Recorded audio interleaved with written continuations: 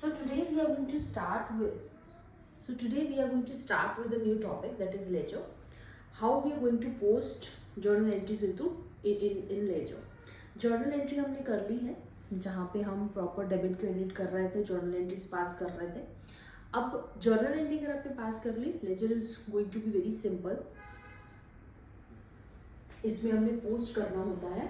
So now if you can see, जो journal का format है that is similar to ledger का format है that is similar to journal, but the same format is going to be divided into two parts.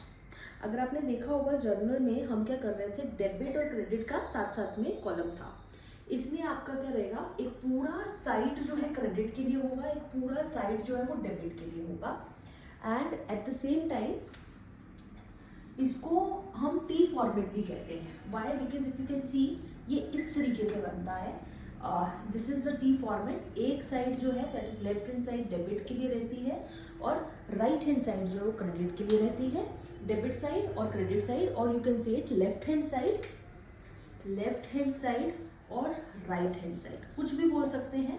But logically debit और credit ये मत कर देना कि क्रेडिट इधर और डेबिट इधर कर देना. नेक्स्ट इंपॉर्टेंट थिंग, सबसे ऊपर आएगा title of the account. Journal में हम सिर्फ लिख देते हैं जर्नल एंट्रीज या बुक्स ऑफ जिस भी पर्सन की हम बुक्स बना रहे हैं. लेजर में हम क्या करेंगे, जैसे मैं कैश का अकाउंट बनाने लगी हूँ तो कैश अकाउंट लिख दूंगी. बैंक अकाउंट है तो ऊपर बैंक अकाउंट लिख दूंगी. परचेज अकाउंट है तो ऊपर परचेज अकाउंट लिख दूंगी, लाइक दिस. अब होता क्या लेजर, वो भी मैं बता देती हूँ. एक बार फॉर्मेट हम प्रॉपरली देख लें. ये जो डेबिट साइड है एग्जैक्टली क्रेडिट साइड होगी. डेबिट साइड में date particular amount, date particular and amount. Credit side पे भी जेएफ आया है यहाँ पे जर्नल फोलियो, जो कि मैंने आपको जर्नल के टाइम पे बताया था, जहाँ पे हम लेजर फोलियो ले रहे थे. जर्नल में लेजर का नंबर आता है, पेज नंबर, और लेजर अकाउंट में जर्नल का पेज नंबर आता है. So now I just let you clear what is now ledger is. देखिए, अभी तक हमने जर्नल एंट्रीज पास करी थी. उनमें हम क्या कर रहे थे, cash account debit to bank account, या bank account debit to cash account और furniture account to capital, furniture to sale, या purchase to furniture, like these kinds of not purchase to furniture, purchase to cash we can say. So these kinds of transaction we are doing. तो अब laser में क्या होगा, हम क्या करेंगे, जितने भी हमने अकाउंट वहाँ पे बोले ना डेबिट क्रेडिट, उनका एक एक separate account we are going to prepare. Like cash account अलग से बनेगा. पूरा कैश अकाउंट में जितनी हमने अभी तक खिचड़ी पका रखी है वो एक साइड पे उसका प्रॉपरली कैश से रिलेटेड चीज़ें उसमें डाल देंगे. परचेज की जो खिचड़ी पकानी है, परचेज को भी एक अलग से पेज देके उसको प्रॉपरली उसमें परचेज से रिलेटेड सारा सामान लिख देंगे. सिमिलरली अदर के केसेस पे. तो एक तरीके से आपका जो लेजर होता है वो क्लासिफिकेशन होता है, या एक अच्छे तरीके से जो जो चीज़ें आपने उसमें पोस्ट कर रखी हैं जर्नल में, उनको राइट वे से उनको डिफ्रेंशिएट करके उनके खुद के अकाउंट में डालना. तो I am just going to start with a very simple example जो हमने करी थी कि बिजनेस स्टार्ट करने की जर्नल एंट्री. तो बिजनेस स्टार्ट करने की journal entry if you know क्या होती है, cash account debit to capital account. यही है हमारे बिजनेस स्टार्ट करने की ट्रांजेक्शन. कैश अकाउंट, अगर कैश आया है बिजनेस में तो कैश टू कैपिटल करते हैं, ठीक है. तो अगर मैं यहाँ पे कैश अकाउंट प्रिपेयर कर देती हूँ तो मैं यहाँ पे लिखूंगी ये कैश अकाउंट है. तो cash account to capital account. एक और चीज़ जो मैं भूल गई, यहाँ पे अगर आप कोई भी चीज़ लिखते हो वो टू से स्टार्ट होगी, और यहाँ पे आप कोई भी चीज़ लिखते हो वो बाय से, कोई भी अकाउंट लिखते हो बाय से स्टार्ट होगा. This is the other thing to remember. So now पहले तो हम सिंपल ट्रिक पे चलते हैं. जैसे वेरी इंपॉर्टेंट, जो अकाउंट आप बना रहे हो उसका उस अकाउंट का सेम अकाउंट नीचे नहीं आएगा. मतलब आप यहाँ पे टू कैश नहीं लिख सकते या बाय कैश नहीं लिख सकते. This is not going to happen. जिसका अकाउंट आप बना रहे हो उसी के अंदर वही अकाउंट नहीं लिख सकते, उसका ऑपोजिट अकाउंट लिखना है. So those don't want to see the exact things, उनके लिए इट इज़ वेरी सिंपल. इसको बाय मान लो, इसको टू मान लो. अब क्या है, कैश अकाउंट में मैं कैश तो लिख नहीं सकती, तो मैं क्या लिख दूंगी, टू कैपिटल। अब टू कहाँ मैंने बोला है लगना है, इधर, तो कैपिटल किधर आ जाएगा, टू कैपिटल अकाउंट इधर। और कितने की, फॉर एग्जांपल ये आपकी 2.5 लाख की कैपिटल आई है, तो हम 2,50,000 उसी साइड पे लिख देंगे। तो this is the one thing.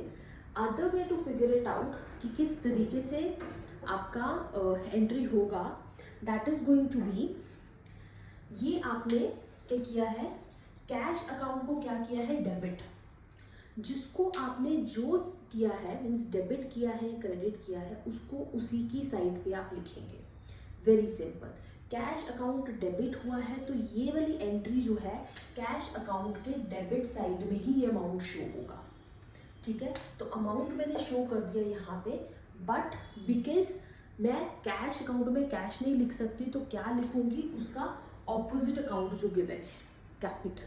और ये क्यों, so that I will get to understand कि ये कैश टू कैश अगर लिख दूंगी कुछ पल्ले नहीं पड़ने वाला है 1 साल या 1 महीने बाद कि कैश टू कैश हुआ क्या।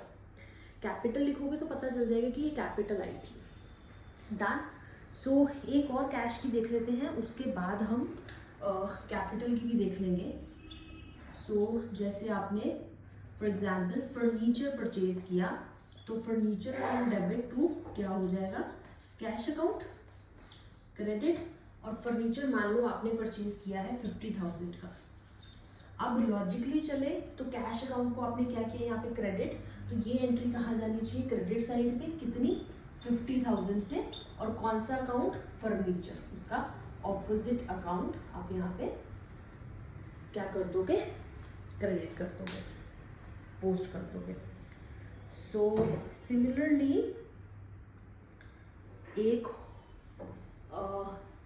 इसी तरीके से अगर आप कैपिटल अकाउंट बनाओगे तो बाय कैश हो जाएगा, फर्नीचर अकाउंट बनाओगे तो टू कैश हो जाएगा।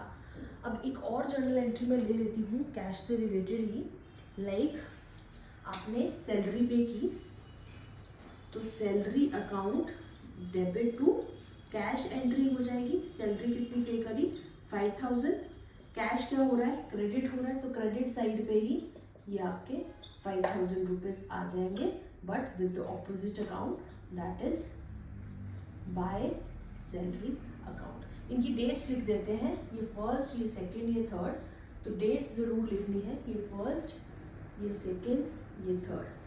अब now the very important part जो हमें करना चाहिए यहाँ पे टू एंड दिस, क्योंकि लेजर यहीं पे ख़त्म नहीं हो जाता। इसके बाद अगर ये पर्टिकुलर हर मंथ का लेजर अकाउंट बनेगा, तो अगर फॉर एग्जांपल ये नवंबर मंथ का हम अकाउंट बना रहे हैं, तो end of the November account we will close this account, दिसंबर का नया अकाउंट बनेगा। तो जब इसको क्लोज करेंगे अकाउंट को, so what is going to happen, we will total both the sides, total करेंगे दोनों साइड्स को, और जिस साइड का भी टोटल बड़ा है वो हम टोटल में लिख लेंगे दोनों साइड्स पे, ठीक है जी। 2,50,000 मैंने दोनों साइड्स पे लिख लिया है।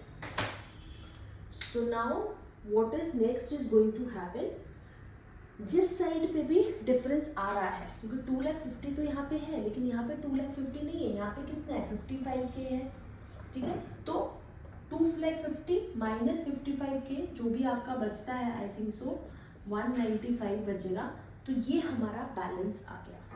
अब इस बैलेंस को कैसे लिखना है, that is by balance carried forward या carried down, you can write it down.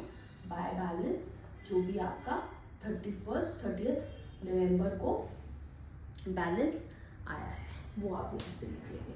और सिमिलरली इसी के नीचे आप क्या करेंगे, नेक्स्ट मंथ का जब दिसंबर 1 को आप अकाउंट बनाना स्टार्ट करेंगे, तो क्या हो जाएगा, ये बैलेंस से आप स्टार्ट करेंगे और इस साइड पे चला जाएगा, क्योंकि इस साइड का वो बैलेंस था, क्योंकि इस साइड पे अमाउंट ज़्यादा था, तो बाय बैलेंस ब्रॉड डाउन आ जाएगा यहाँ पे 1,95,000 से। सो बाकी की ट्रांजेक्शन आप उसके अकॉर्डिंगली पास करना स्टार्ट करेंगे।